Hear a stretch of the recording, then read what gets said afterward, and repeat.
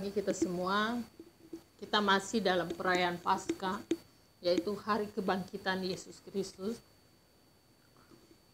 Dan kita masuk perenungan, ada beberapa hal yang mau saya sampaikan.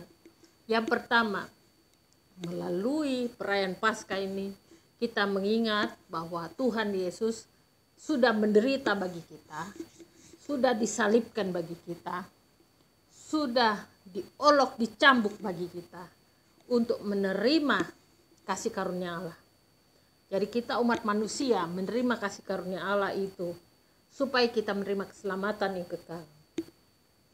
Yang kedua, semakin kita menghayati tentang perayaan Paskah ini, kita semakin mengenal dengan baik dan benar siapa Tuhan kita. Sehingga ketika ada cemooh orang dari luar sana atau perkataan-perkataan yang menyakitkan atau perkataan-perkataan yang membujuk, merayu atau bahkan menghina daripada kekristenan, kita bisa bertindak dengan kasih mengampuni mereka. Karena kita kenal benar bahwa Tuhan Yesus menderita dan disalib bagi umat manusia karena kasih-Nya yang begitu besar kepada kita. Dan yang ketiga, melalui kita masuk ibadah Paskah, kita akan mengalami satu pembaharuan. Baik dalam hati jiwa kita semakin dimurnikan dan dikuduskan dan menjadi anak-anak terang. Dan saya percaya bahwa hari-hari ini kita sedang menantikan hari Pentakosta.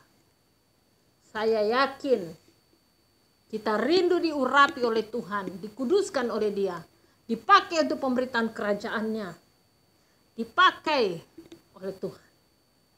Oleh sebab itu, sungguh-sungguhlah mengenal Tuhan, agar ketika orang di luar sana memutarbalikkan kebenaran itu, kita tidak akan goyah, sebab kita punya Tuhan yang ajaib dan kita sudah kokoh di dalam pengenalan akan Tuhan. Satu hal di sini yang diingatkan bahwa kita hidup memiliki buah-buah roh kehidupan. Bukan hanya hafalan, kasih, sukacita, damai sejahtera, kesabaran, kemurahan, kebaikan, kesetiaan, kelemah lembutan, penguasaan diri. Tetapi melakukan daripada buah-buah roh itu dikerjakan dalam hidup kita. Dijaga. Semakin indah, semakin baik. Karena berlandaskan kasih. Saya pribadi bisa belajar memaafkan orang. Mengampuni orang. Berbuat baik kepada orang yang tidak baik kepada saya. Ini yang saya lihat, Tuhan itu baik luar biasa. Dia sanggup untuk melakukan segala perkara. Saya diputarbalikkan hidup saya menjadi yang lebih baik dan sempurna di hadapan Tuhan. Bukan karena saya merasa saya sudah suci dan kudus dari lahir, tetapi karena saya tahu Tuhan membentuk saya, memproses hidup saya, bukan mudah dan gampang. Mungkin orang di luar sana bisa berkata, Nasaria itu hidupnya enak. Padahal bukan mudah dan gampang dijalan dengan Tuhan. Orang bisa berkata, sekarang Nasaria sudah dikenal orang. Tetapi proses untuk masuk ke situ, waduh, bertahan di tengah cacian, makian, di tengah-tengah orang tidak senang dengan kita, menghujat kita, bahkan menggosipkan kita di belakang. Kita tahu tapi kita bertahan, kita diam. Hanya menangis di kaki Tuhan yang saya lakukan. Menangis di kaki Tuhan. Doa sujud di hadapan Tuhan. Saya bilang, Tuhan, Engkau tahu hati dan kerinduan saya.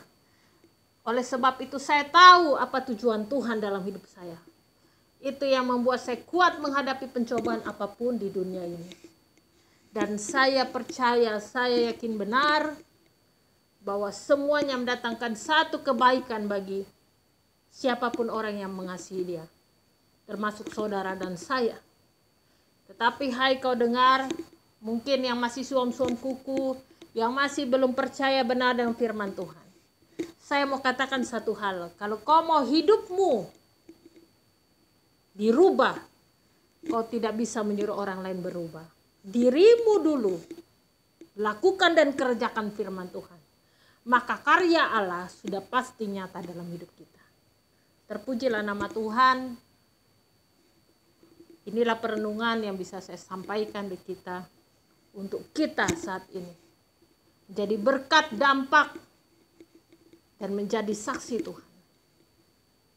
Saya sedang menantikan hari-hari ini, bahkan ada seseorang yang nanti akan memberikan kesaksian di channel saya ini untuk memberi kekuatan bagi saudara dan saya, ya, terutama yang mengalami sakit penyakit disembuhkan oleh Tuhan. Saya sedang menantikan waktu itu, oleh sebab itu hanya doa yang bisa saya nyatakan supaya betul-betul terjadi dan kesaksian itu bisa kita dengar bersama. Puji nama Tuhan, haleluya.